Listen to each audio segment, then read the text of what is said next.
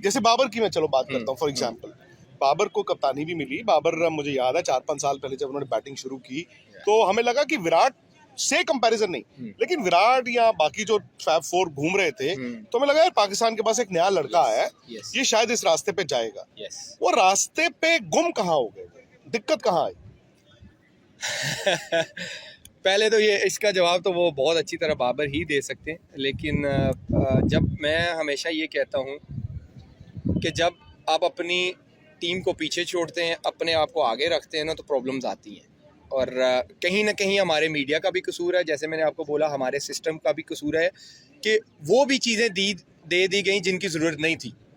अच्छा। मुझे लगता है कि बाबर अगर एज अ बैट्समैन ही फोकस करते तो शायद ज़्यादा बेहतर डिलीवर कर सकते। कल अहमद शहजाद थे, उन्होंने मेरे साथ इंटरव्यू किया, उन्होंने अहमद भाई ने सेम यही चीज़ कही कि वो शायद कप्तानी के लिए तैयार नहीं थे। मुझे लगता है कि वो, क्योंकि देखें अब जो सरफराज की मैं क्यों एग्जांपल दूंगा कि शायद वो उनकी अपनी शायद परफॉर्मेंस बैटिंग में उस तरह ना हो, लेकिन वो एक क्लेवर कैप्टन थे, वो डिसीजन ले सकते थे ऑन द फील्ड, चैंपियनशिप जिताने वाले कप्तान। यस, और उनकी कप्तानी में देखिए कितने सारे प्लेयर्स भी मिले आपको जो खेले, फिर रेगुलर भी खेले।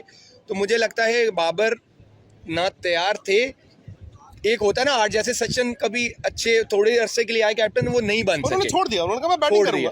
तो मुझे लगता है कि बाबर को ये बहुत जल्दी छोड़ देना चाहिए था। और सबसे मुझे लगता है उसने जो सबसे बड़ी गलती की थी 2023 के बाद जब वो उनसे रिजाइन लिया गया, वो दोबारा आ गए और वहां से तो उनका आई थिंक अभी तक 2 साल हो गए हैं कि वो दोबारा फॉर्म में नहीं आ सके। क्योंकि आप जब एक्स्ट्रा चीज़ों को अपने ऊपर हावी कर लेते हो और क्रिकेट को थोड़ा सा पीछे रख देते हैं ना, तो ये प्रॉब्लम आती है, क्योंकि क्रिकेट पहले रहती है। टीम भी बढ़ती है, क्योंकि देखिए इंसान ही है ना।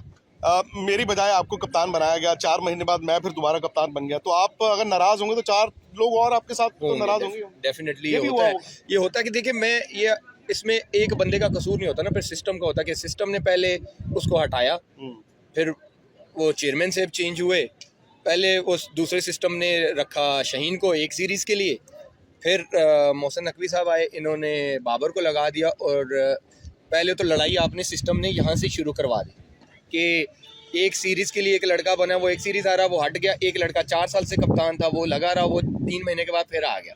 तो ये आपने डैमेज तो किया ना ये फैसला करके, और फिर बढ़ती है डेफिनेटली ह्यूमन बीइंग, आप हर्ट होते हो।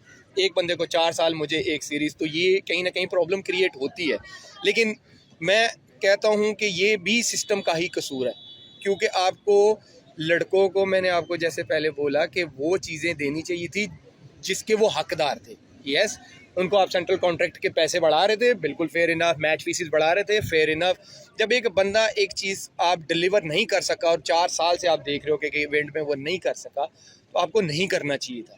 तो उसके बाद फिर बाबर का, जैसे आपने बोला कि दिक्कत कहाँ आई, वो फैसला मुझे लगता है बाबर को 2 साल से अभी तक डैमेज कर रहा है उसकी परफॉर्मेंस को। क्या चैंपियंस ट्रॉफी भी इंडिया ही जीतेगा?